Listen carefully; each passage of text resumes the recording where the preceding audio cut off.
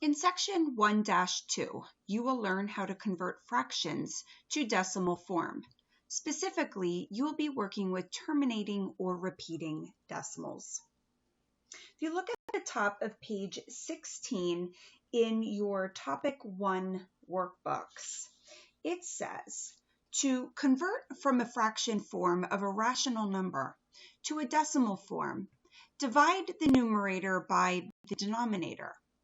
The decimal form of a rational number either terminates in zeros or eventually repeats.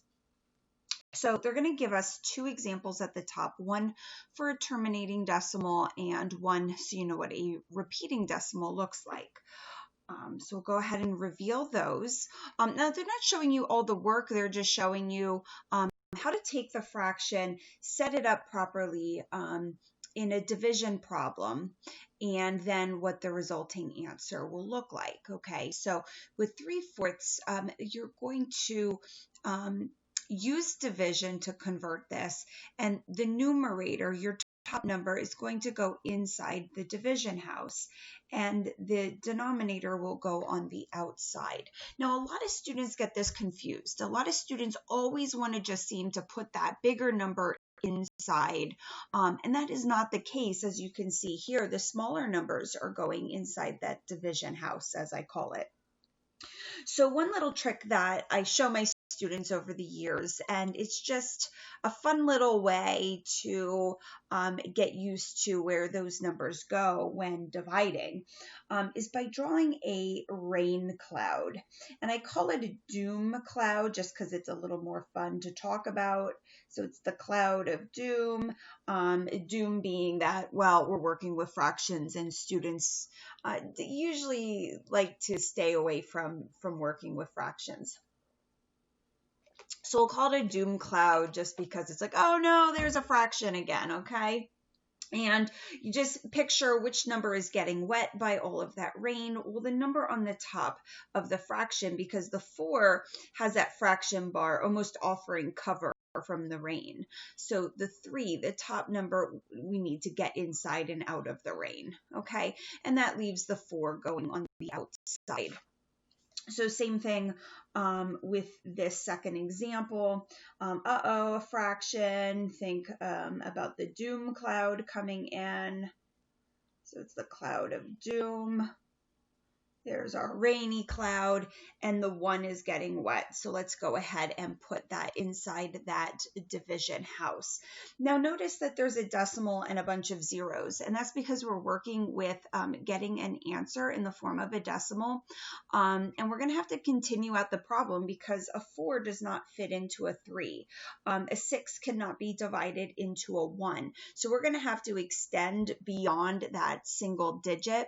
And by putting in a decimal and a bunch of zeros, the number inside has not changed. It looks a little different, but the value is still 3. It's not 30, it's not 300, it's 3.00. It's still 3. So you're allowed to do this in math. You're allowed to use equivalents to change a problem, just how it looks, yet fundamentally it hasn't changed at all, okay? It's still this 3 being divided by 4. Okay, so let's go through a couple of these do you understand problems, and then we will go step by step and learn how to convert those fractions to terminating or repeating decimals. Okay, so number 1 under the do you understand, it is the essential question, and we're looking at how are rational numbers written as decimals. Now, first of all, just a little discussion about a rational number. A rational number is any number that can be written as a fraction. So any number that can be written or expressed as a fraction. So something like the number pi, that 3.14 that continues and never repeats, right? That is an example of an irrational number. It cannot be written as a fraction, okay? But these numbers here are already fractions, so they are rational. And a decimal came from a fraction, so it is also a rational number. Whole numbers are rational because if you take, let's say you take the whole number 5, you can write that as 5 over 1 and it still has a value of 5. So 5 can be written as a fraction and therefore it is rational. Okay, so we're only working with rational numbers. You'll really learn more about irrational numbers in your 8th grade math class. Okay, so go ahead and write down this sentence, and I'll give you a moment to do that.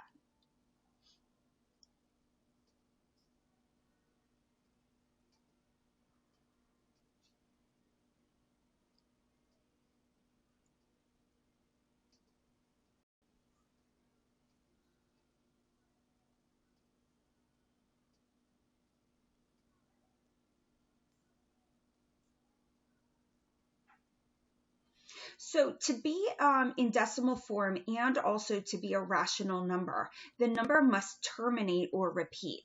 So the example up here, the first one, is a terminating decimal because it stops. Okay, so if you carried out this problem, you would get a 0 here at the bottom, and our final answer would just be that 75/100. In this second example, although they're not showing you all the work, they are showing you this repeating bar above the 6. And that's because they keep getting more 6s. So this would be 0.166666666. And since it keeps going, you could not possibly write that whole number because it never ends. So the simplified version of the answer would be 0.16 with the repeating bar above the 6. Only the 6 is repeating, not the 1. Okay, number 2. How can you use division to find the decimal equivalent of a rational number?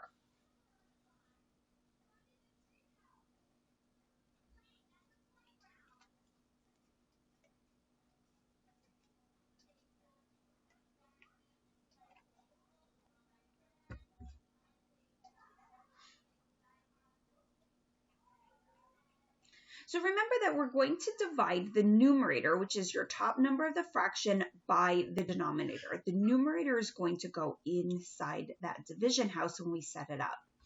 You're then going to find the digits in the quotient until you get a remainder of 0 or until the decimals repeat.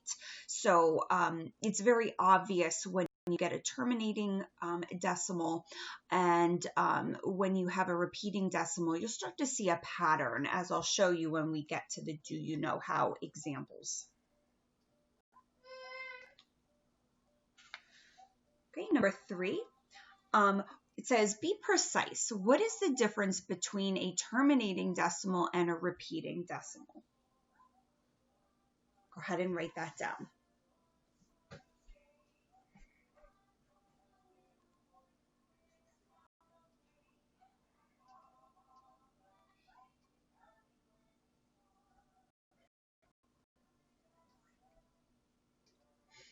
So a terminating decimal is just a decimal number that ends, and a repeating decimal is a decimal that has repeating values. So one or more of the digits are going to continuously repeat. Okay, now when we look at this section here, number 4, you're going to write the decimal equivalent of each of the rational numbers. You could certainly fit this in here. What you would want to do is split up this work area. You will definitely not fit the work here underneath the A, B, C, or D. So what you would want to do is divide up your space like this, and then we'll label the different sections. Okay, and you could show your work there. Okay, now for my demonstration, I'm going to use graph paper just because everything stays nicely lined up in columns and rows. So you'll see it's kind of the same format, A and B. A and B is at the top. If you're just going to write on your notes here, you're going to want to just write small. Okay. So letter A, the fraction is 7/20. So if you draw in that doom cloud, we know that that 7 is the number that needs to go inside the division house. Okay, so now you ask yourself, how many times does 20 fit into 7? Well, it doesn't. 7 is smaller. So what we're going to do is add in a decimal, and we're going to add in a bunch of zeros. Okay, because the number inside is still 7. I did not change the problem. I just added some zeros so that I could carry my problem beyond that decimal. Now, when you add in a decimal, you do need to bring it up because we know that there's going to be a decimal in our answer. So go ahead and bring that up to where the answer goes. And then you just work your way in. Okay, so does 20 go into 7? We already established that it doesn't. So we're going to go ahead and rate a 0. So since it didn't fit into 7, let's see if it'll fit into this 70. So 20 into 70. Now the last digit of this 70 is a 0. So when we identify the number of times that it divides into 70, we're going to put that number right above the last digit of the number we divided into. So the last digit of 70 is 0. So 20 goes into 70 3 times without going over. I'm going to write that 3 above the last digit of the number that I divided into.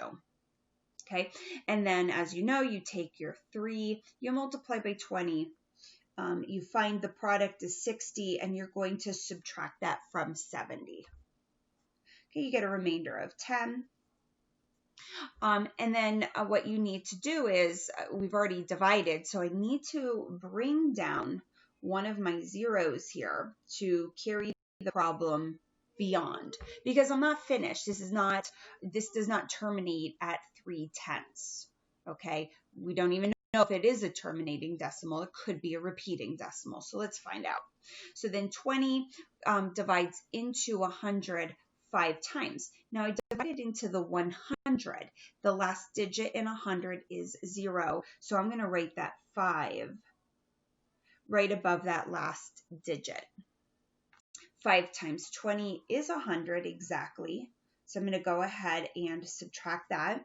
And look, I get a terminating decimal.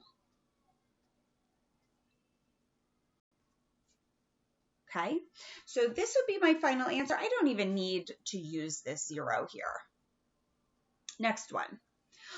In this problem, we have negative 23 out of 20. Okay, and which number in our little fake doom cloud here is getting wet? The 23 is, so we're going to go ahead and put that inside. Now, since this was a negative fraction, I will get a negative decimal. So I'm going to go ahead and put that negative sign right up in my answer because the answer does need to be negative. Now, in this case, the bigger number does happen to go inside, but that's simply because it was that numerator, that top number. Okay, so 20 goes into 23 one time, and then we multiply 1 times 20, we get 20. Subtract, and we get a remainder of 3. So the answer is not just a -1, it's a -1 and 3 out of 20. So this did not terminate, and nothing is repeating. I don't have any repeating digits at the top. So I need to keep going. So when you keep going, you're going to add in a decimal and a couple of zeros. And I always start with 3 zeros. We're going to, since I know that there's going to be a decimal in my answer, because I put one here, we're going to go ahead and bring that to the top in the answer. So now I can bring down the 0. And 20 goes into 30 one time. 1 times 20 is 20. We're going to subtract. We get a 10. And now I can go ahead and bring down another 0. And now I have 100 that I'm dividing this 20 into. And 20 goes into 100 5 times evenly. And look at this. This one also terminates because we get that 0 at the bottom. So I'm finished with this problem. The answer is -1 and 1500ths. Okay, I'm going to show you one more, and then I'm going to have you try letter D on your own. Now, this one is a little bit more tricky because you're going to be working with a couple extra zeros in your answer. Okay, so with letter C, the question is 1 out of 18. The 1 is the numerator, and we need to get that inside the division house, and the 18 will go on the outside. So the smaller number is your inside number again. Okay, now 18 does not go into 1. I'm going to add in a decimal, and I'll add in a couple of zeros. I may use them all. I might need to add an extra 0 as I go, and I might not use all 3 of them, but that's a good starting place. Go ahead and bring up the decimal at the top. 18 does not go into 1. So now we're going to see if it'll divide into 10. 18 does not go into 10. So we have another 0. A lot of students will divide right into the 100, and then they'll put their answer here. But if you divide into the 100, your number needs to go above that 0, that second 0 in 100, and then you'd have an empty space here. So don't forget that you have to divide systematically, kind of go one digit at a time. So 18 does not go into 1, but it also does not go into 10, so it needs a 0 as a placeholder. So now I'm going to look to divide it into 100. It does fit into 100 5 times. Okay, and then 5 times 18, I get 90. And that gives me a remainder of 10 when I find the difference. We'll go ahead and bring down the 0. Divide again, 18 goes into 100. Well, we already figured out that 18 goes into 100 5 times. And 5 times 18 is, again, 90. Now, what you'll see with this one is we have a pattern. We keep getting 90, and I'm going to keep getting, I'm going to go ahead, oh, I forgot my 10, my 1 there. 100 minus 90 is 10. So we could, again, we could add a 0, bring that down, and we're going to keep getting this 100, and 18 goes into 100 5 times. And we get that 90 that we're going to subtract and that remainder of 10. And it's going to keep going like that. So I am finished. I see a pattern. I'm going to keep getting those 5s at the top, and it's going to go on forever. So the simplified answer, because we would not, you'd be here all day, night, week. It would take you forever to write this answer if you continue to write out all those 5s. So we want to simplify this to 0.05 with the repeating bar above the 5 because only the 5 repeats. Okay, so with the last one, I'm going to ask that you take a few moments. I already have it set up for you. So with this problem, we're looking at letter D, this -60 over 22. And the top number is the number that goes inside the division house. Go ahead and take a few moments and try to figure out if this will be a terminating or repeating decimal.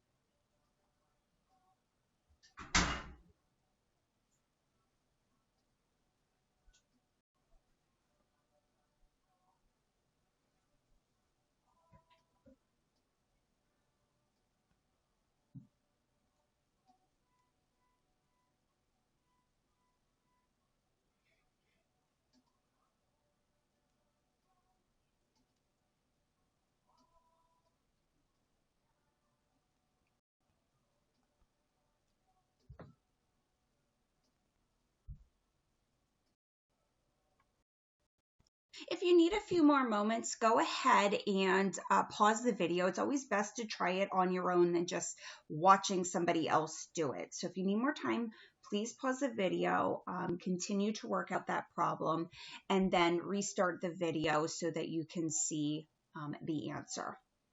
Okay, so this 22 is going to go into 60 two times, and we're going to write that 2 above the last digit of the number I divided into. So I divide into 60, last digit is 0. I'm going to put the answer right above that last digit, okay? And 2 times 22 is 44, and when I subtract, I get 16. Now, I'm not finished because I have a remainder, so I'm going to go ahead and add in a decimal and a couple of zeros. And then I'm not going to forget to bring the decimal up since my answer will have a decimal in it. Now I can continue the problem beyond that decimal because the answer is not just 2. Bring down the 0.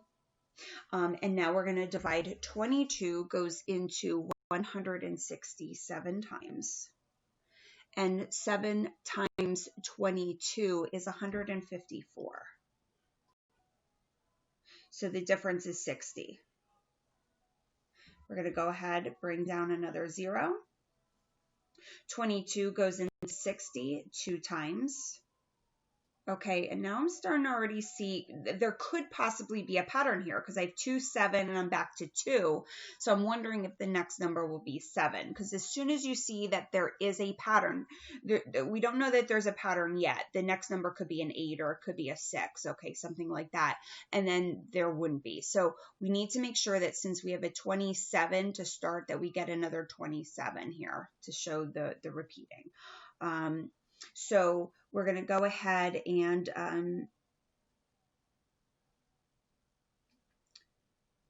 so 2 times 22, lost my place here.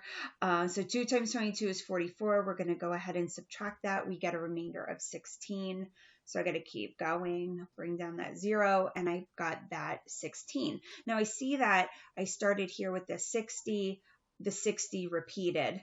I also see that I had 160, and that 160 is now repeating. Okay, so 22 goes into 167 times, and there's my pattern. So you could keep going, but you're going to keep getting 60 and then 160, 60 and 160 that you're going to be working with. So as soon as you see the pattern, you can stop.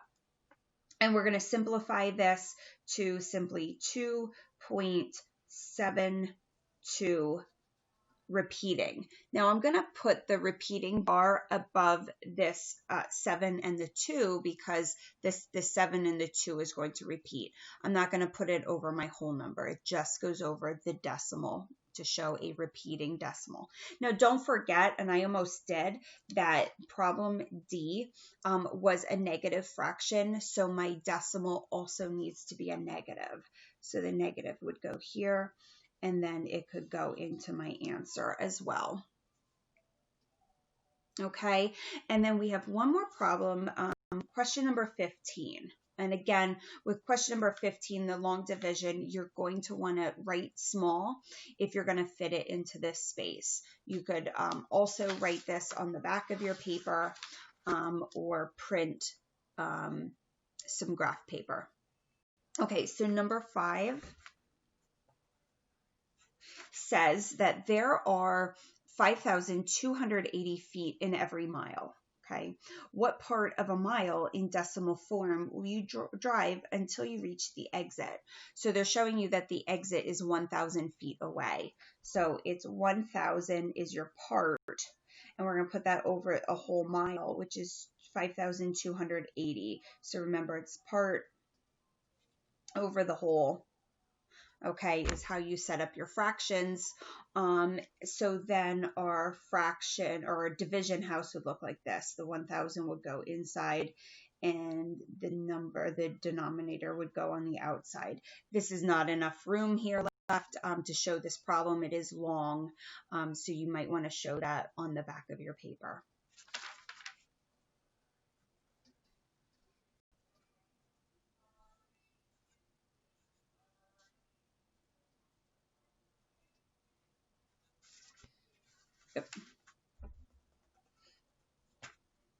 5,280.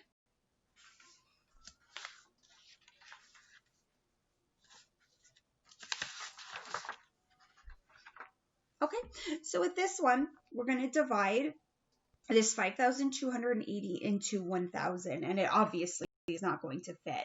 So our 0 is going to go above the last digit of the number we divided into, which is this last 0. Okay, now I need to carry the problem beyond that 0 behind a decimal, so we're going to add in the decimal, and we're going to add in a couple zeros. Decimal goes up at the top, okay, into your answer. So this 5,000 number did not go into 1,000, but it would go into 10,000. So now I'm looking at this extra 0 here. And 5,280 goes into 10,000 one time without going over. So subtract 5,280. And we're going to get a difference of 4,720. And now we need to bring down the 0. And then we're going to divide this 5,280 into 47,200. So what you might want to just do is round how many times would 5,000, approximately, how many times would 5,000 go into this 4,700? And then, you would get close, maybe get a 7. You could multiply and then try an 8 and see which is closer without going over. And I get an 8 for my next number. And 8 times 5,280 is 42,240. When I subtract, I get a remainder of, 4960. So 4,960. And then I'm going to go ahead and bring down another 0. And then the 5,280 will go into 49,600 9 times. And 9 times that 5,280 is 47,520. Subtract, and the difference is 2,080. And I'm out of zeros, but I can add as many as I like to the right of a decimal. So I'm going to add another one and then keep carrying out this problem. Okay, now 5,280 goes into 20,800 3 times.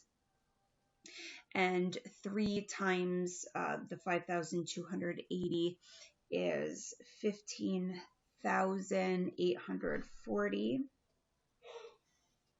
And then I get a remainder of 4,960, which now I see I'm going to start getting a pattern. Okay, so this was where the 9 came in.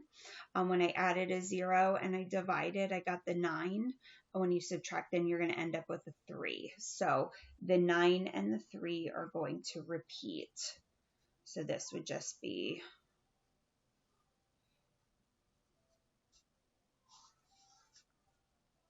written like that. And this is a 9.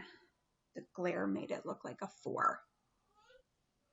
Okay, that concludes the lesson on section 1-2, which is understanding rational numbers and working with terminating and repeating decimals. Have a great day.